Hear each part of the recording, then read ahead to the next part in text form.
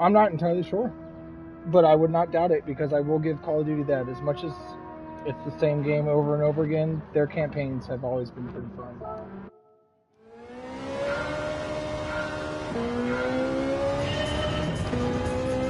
Get on YouTube and watch me race while we wait for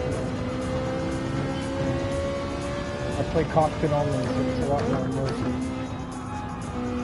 Because this next tax return, I'm buying a VR just so I can.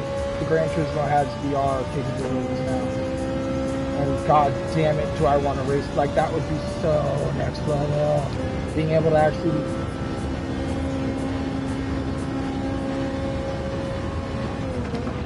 Well, okay, if you're gonna get Gran Turismo, I mean, how much money are you throwing or you got to throw around right now? Because you're gonna want a steering wheel, at least a basic one.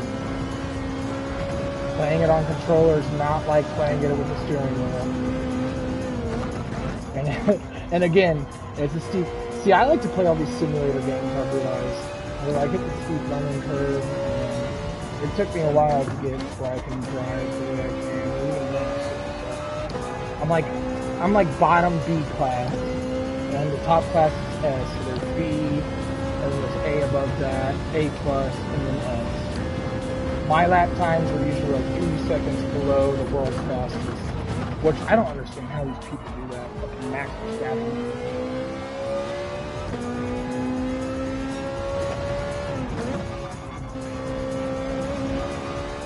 Yeah, well, there's some races where you can tune your cars, and that's like that. I don't even if they allowed that, I probably wouldn't play the multiplayer. But that's like I need an engineering degree to know some of this shit and how it affects your car. Oh shit! But I follow F1. I don't know. My dad's always followed racing, and I never really looked into it as a kid. But that's pretty cool. Like I'd love to go to F1. I'll watch NASCAR from time to time, and some of the Flash ones too. No, I wanted to. Whenever my dad was like, "It's on today," I was like, "Shit!" And then I went and looked. I didn't have it recording. I like that shit too. This Gran Turismo, they have little 24-hour.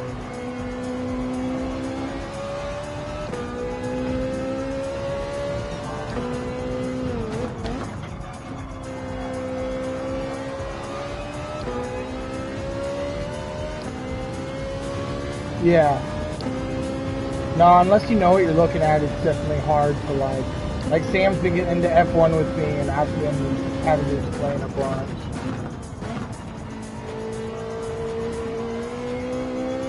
I like F1. I mean, there's a lot more drama in F1. Yes, I watched last year's Travis Scott. It gives people more like drama and like something to connect with other than a bunch of cars going around in circles. Because unless you're like a car buff, I definitely see.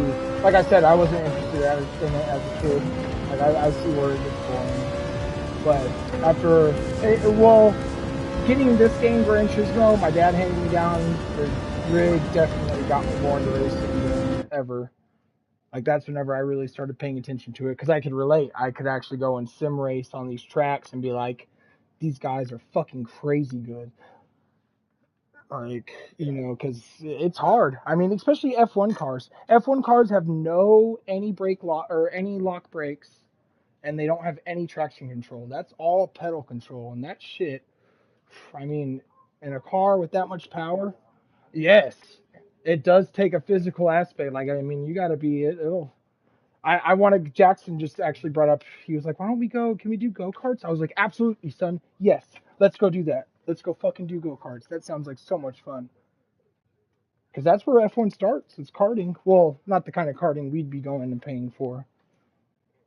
We have a track here in my town where they do those karts. The little, it's a small little course. Yeah, yeah, yeah. I've thought about going out there on the weekends and watching them run, but that would just make me so. I'd be like, "Hey, can I drive your 13-year-old's cart? Can I sit in this for a second?"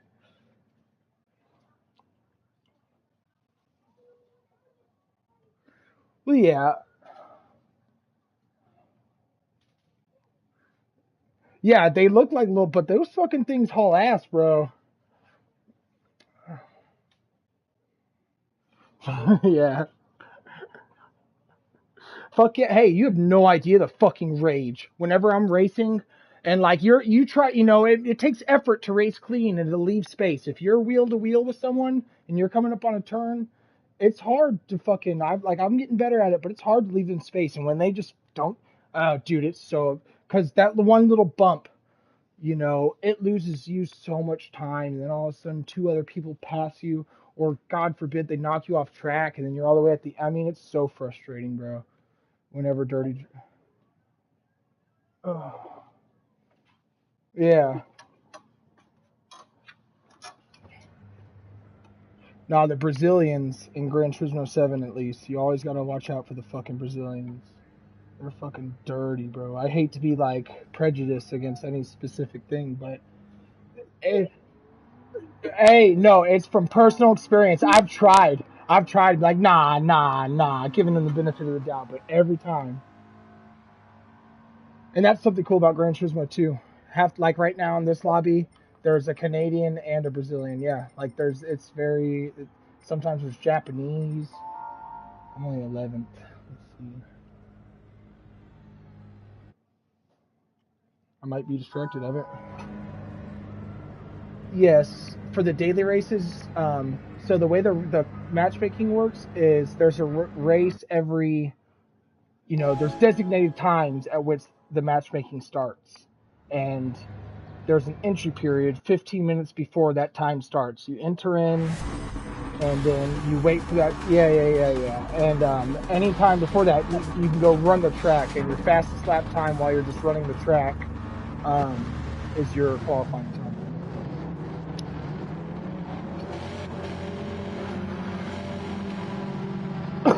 See, my dad, he had the first game. I remember when I was a kid. Oh shit! And the steering wheel just came out, and he built his chair 2x4s and shit.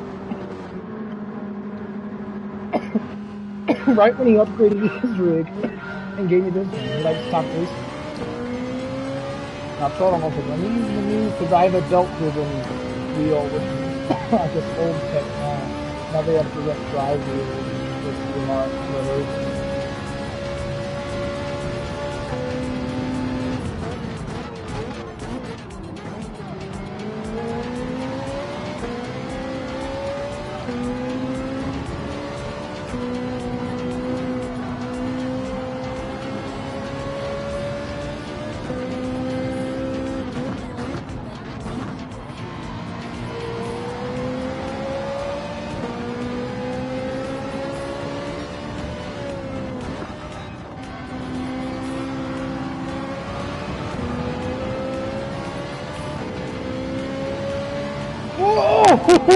Oh no!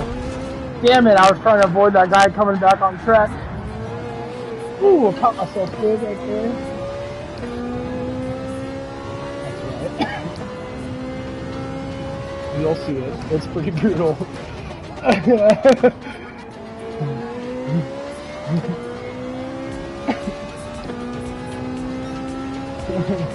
Yeah, no. That would have been total right there. Oh, fuck! My right wheel's out. God damn it, of course it is. I'm watching.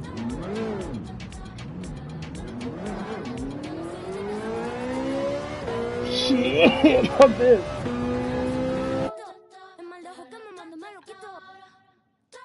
The fucking music. Hello, mom, I'm gonna be cool.